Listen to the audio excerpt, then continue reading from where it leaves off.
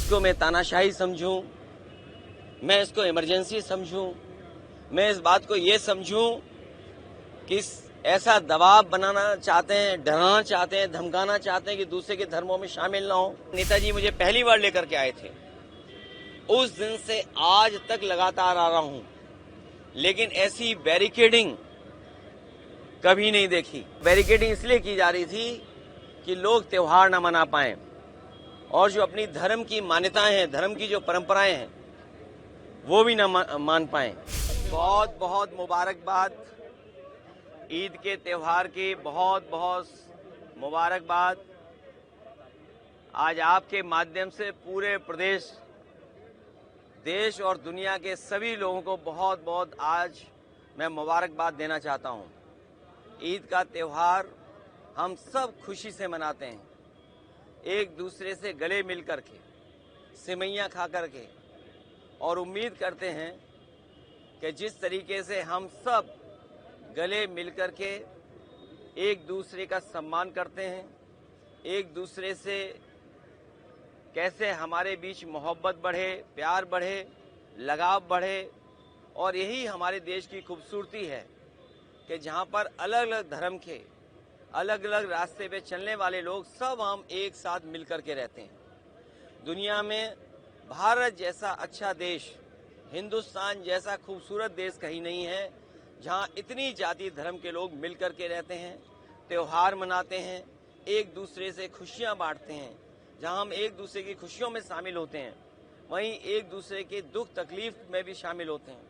हम एक दूसरे की परेशानियों में एक दूसरे की मदद करते हैं। यही समाज हमारा इसी तरीके से बना रहे, और जब हम सब मिलकर के रहेंगे तो हमारा देश और तरक्की और खुशहाली के रास्ते पर जाएगा। भाजपा के मंत्री आपके नमाज को बैन किया गया था, क्या कहेंगे सर? लगाए गए हैं, ये एक अनडिक्लेयर्ड इमरजेंसी है। मेरे पत्रकार साथियों, हालांकि आपको पता होगा, और इसमें से मैं देख रहा हूं कि बहुत सारे सीनियर लोग भी हैं और बहुत वर्षों से आ रहे हैं यहां पर, और यहीं पर कवर करने आते हैं, कवरेज करने आते हैं। आप इसी जगह पर मिलते हैं। कभी इतनी बैरिकेडिंग नहीं होती होगी। जब मैं आज आ रहा था तो जानबूझ करके पुलिस ने मुझे रोका। मैंने जानना चाहा कि भाई क्यों नहीं जाने दे रहे हो। पूरी बैरिकेडिंग लगा करके मुझे आधे घंटे जब बात की तब जाने दिया, बड़ी मुश्किल से, और एक गाड़ी जाने दी। और जब जानना चाहा मैंने कि आखिरकार क्यों ऐसा किया जा रहा है, तो किसी अधिकारी के पास जवाब नहीं था। आखिरकार इसको मैं क्या मानूं, क्या समझूं? इसको मैं तानाशाही समझूं, मैं इसको इमरजेंसी समझूं, मैं इस बात को ये समझूं कि ऐसा दबाव बनाना चाहते हैं, डराना चाहते हैं, धमकाना चाहते हैं कि दूसरे के धर्मों में शामिल ना हो, दूसरों के कार्यक्रम में शामिल ना हो। कम से कम मुझे ये बताओ, मैं जाने कितने वर्षों से यहाँ आ रहा हूँ।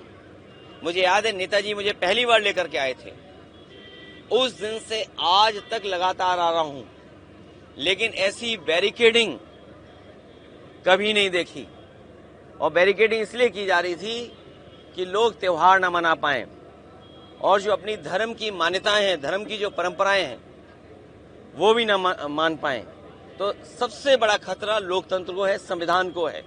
ये सरकार बड़ी जिम्मेदारी के साथ मैं कह सकता हूं, या मुझे नहीं कहना चाहिए, लेकिन फिर भी मैं कह रहा हूं कि ये देश भारतीय जनता पार्टी संविधान से नहीं चला रही है। भाजपा के मंत्री लागू होने जा रहा है सर देश भर में। जब मुबारकबाद दे रहे थे तो लोगों ने उनको वापस जाओ के नारे लगाए हैं, विरोध किया। लेकिन मैं इसमें कुछ नहीं कह सकता हूं। मैं यही कह सकता हूं कि हमारा देश बहुत बड़ा देश है, और यहाँ पर सदियों से हम मिलकर के रहते आए हैं।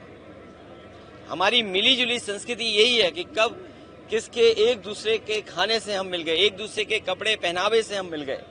हमारी बोली भाषा, हमारा व्यवहार, बहुत सारी चीजें हमारी एक दूसरे से मिली हुई हैं, एक दूसरे से हमने सीखा है सदियों से। इसीलिए मिली जुली संस्कृति के साथ ये देश आगे बढ़े, तरक्की करे, यही सबकी कामना है, और हम सब यही चाहते हैं। लागू होने जा रहा है और काली पट्टी बांधकर विरोध लगातार किया जा रहा है।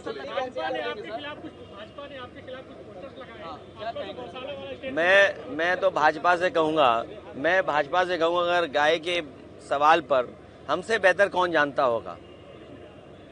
भाजपा वालों को मैं इतना कहना चाहता हूं, जो पोस्टर लगा रहे हैं, जो चैनल में डिबेट कर रहे हैं, और बड़े बड़े एंकर, ये जो बड़े बड़े राष्ट्रीय चैनल हैं जिनके एंकर बड़े बड़े बहस कर रहे हैं गाय पर, मैं सबसे कहूंगा कि गाय संरक्षण के लिए काम करें। जितनी भी हमारी एंकर महिलाएं हैं, एंकर पुरुष हैं, और जो कंपनियां इन्वेस्ट कर रही हैं इन चैनलों में, मैं उन कंपनियों के मालिक से भी बड़े हाथ जोड़ के निवेदन करूंगा कि वो लोग भी गाय के संरक्षण पे, गाय को के संवर्धन पर, गाय के और हमारी कैसे पले बढ़ें उसके लिए काम करें। और जो बात मैंने कही वो इसलिए कही थी मैंने, क्योंकि भारतीय जनता पार्टी के लोग न गिनती बताएंगे कि गाय और सांड कितनी हैं उनके यहां, न गिनती बताएंगे, न मरने वालों की गिनती बताएंगे, और बजट आखिर कहां खर्च हो रहा है ये भी नहीं बताएंगे। तो मैं अपने पत्रकार साथियों से कहूंगा, जितनी जिम्मेदारी से मुझे आप जानकारी दे रहे हैं, उतनी जिम्मेदारी से संख्या कहलवा दो उनसे, और उस संख्या में एक महीने में कितने लोगों की जान जा रही है गायों की, वो भी संख्या बता दें। और आखिरी में अपनी बात कहता हुआ, ये सब बहस इसलिए भारतीय जनता पार्टी छेड़ती है क्योंकि जो बुनियादी सवाल है, किसान की आय दोगुनी होना, नौजवान की नौकरी रोजगार का सवाल, इन्वेस्टमेंट आने का सवाल, महंगाई का सवाल, बिजली महंगी का सवाल, इलाज दवाई है ही नहीं अस्पतालों में, और सबसे बड़ी बात जो छिपाना चाहते हैं वो जो भ्रष्टाचार है, ease of doing corruption, ease of doing and taking commission, ease of doing घोटाला, और उनका ही सबसे प्रिय अधिकारी लापता है, भगोड़ा है, साबित हो गया है।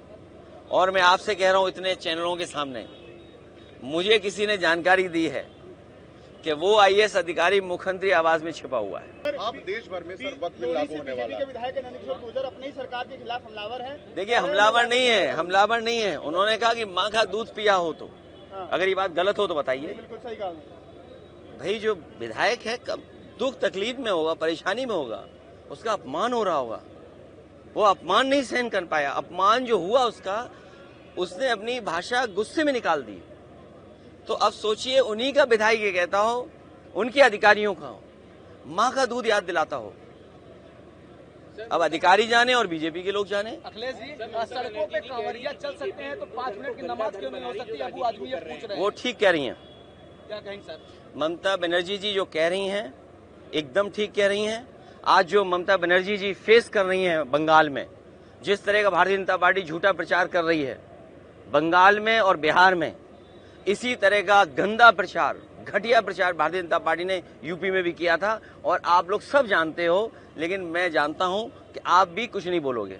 अबू आजमी क्या कहेंगे सर? वो कांवरिया अगर सड़क पे चल सकते हैं तो नमाज 5 मिनट क्यों नहीं हो सकती?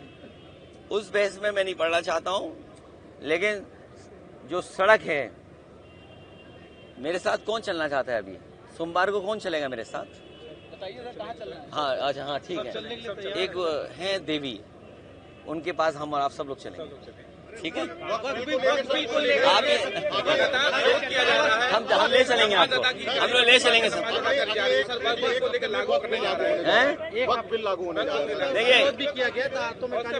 ये मैं आपको बताऊं, आप कहाँ के हो?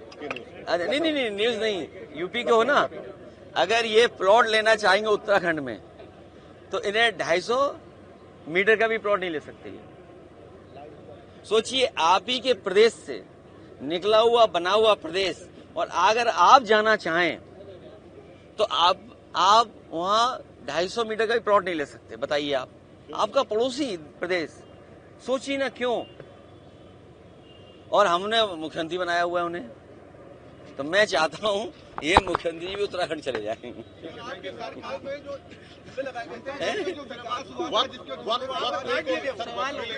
अरे वक्फ बोर्ड से मैंने तुमसे क्या कहा? बीजेपी ने पहले एंग्लो इंडियन का वो लिया वापस आरक्षण, जो एंग्लो इंडियन का रिजर्वेशन था वो छीन लिया। जीएसटी से कहा कि हमारे जो व्यापारी हैं उनको सुविधा मिलेगी, उनको मदद मिलेगी। जीएसटी ने महंगाई बढ़ा दी, व्यापार बर्बाद कर दिया, व्यापारी परेशान कर दिए। नोटबंदी ने ये कहा कि भ्रष्टाचार खत्म हो जाएगा। आप बताइए कितने का कमीशन का मामला चला यहाँ पर? ये बंटवारे का झगड़ा है, कमीशन का झगड़ा नहीं था।